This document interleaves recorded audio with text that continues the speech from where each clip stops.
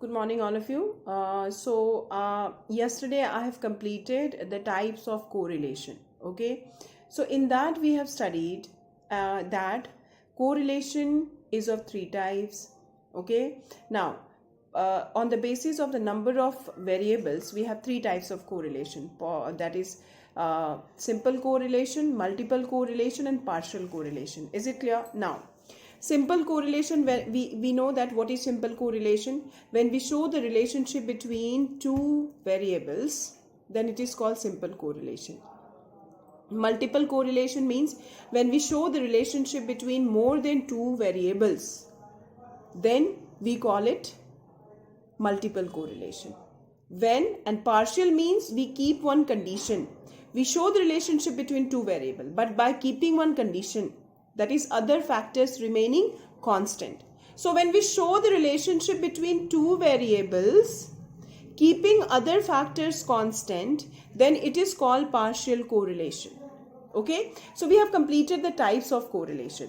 Today we are going to do degrees of correlation.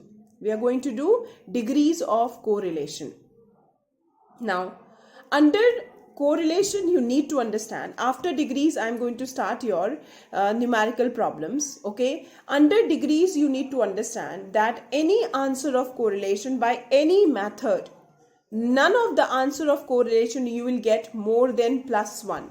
Okay. Like the answer of correlation, either you get 1, you get 0.98, you get 0.67, you get 0.87, you get 0.92, means either plus or less than plus. So the answer of correlation ranges between -1 and +1. Okay? What I have said, you try to understand. If suppose your answer of any of the question of correlation is coming 16.5, or it's coming 35, or it's coming 48.6, your answer is wrong. Because degrees, maximum degree of correlation is +1. Minimum degree of correlation is -1. So the answer of correlation ranges between +1 to -1. Whatever answers of correlation are there, that ranges between +1 to -1. The answers of correlation, either you will get the perfect correlation as +1 or perfect negative correlation as -1. You may get this answer, but not more than +1. Any answer of correlation. So degrees of correlation. Under degrees of correlation, write on the first point that the degrees of correlation ranges between -1 to +1. Is it clear? Okay. Now, when you get the answer +1, we call the degree perfect positive correlation. When you get the answer +1. Okay. If you will get R is equal to +1, that is called perfect positive correlation. On the other hand, if you will get R is equal to -1, then we get perfect negative correlation. Suppose you get an answer which is 0.75 plus 0.75 to plus 0.95, then we call it positive high degree correlation. On the other hand, if you get an answer which ranges between -0.75 to -0.95, we call it low degree correlation. Negative low degree correlation. Is it clear to all of you? So we have a different degrees of correlation. All right. Now, these are the degrees of correlation. Then there are three methods of calculating correlation. The first method is called scatter diagram. When we calculate correlation with the help of diagram, graphically, then that method of correlation is called scatter diagram. Then second method of correlation is Karl Pearson's coefficient of correlation. Coefficient of correlation. Coefficient of correlation method of calculating correlation is developed by Karl Pearson. Then third one is Spearman's rank correlation.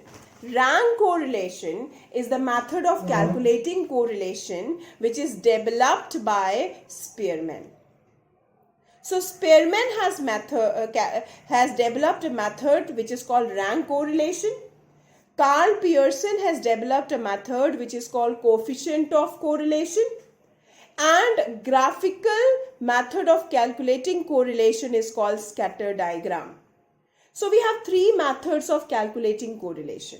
First is scatter diagram, second is coefficient of correlation by Karl Pearson, third is rank correlation by Spearman. These are the three different methods of calculating correlation.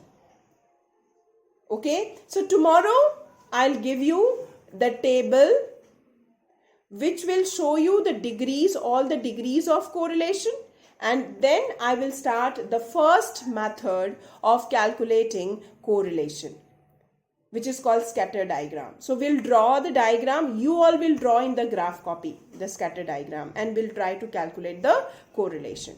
So I hope children, you people have understood the theoretical part of correlation. We have done meaning of correlation, we have done types of correlation. These are the theoretical part. Then in scatter diagram also we have one theoretical part of correlation that we'll do in the scatter diagram, and then we will draw the scatter diagram.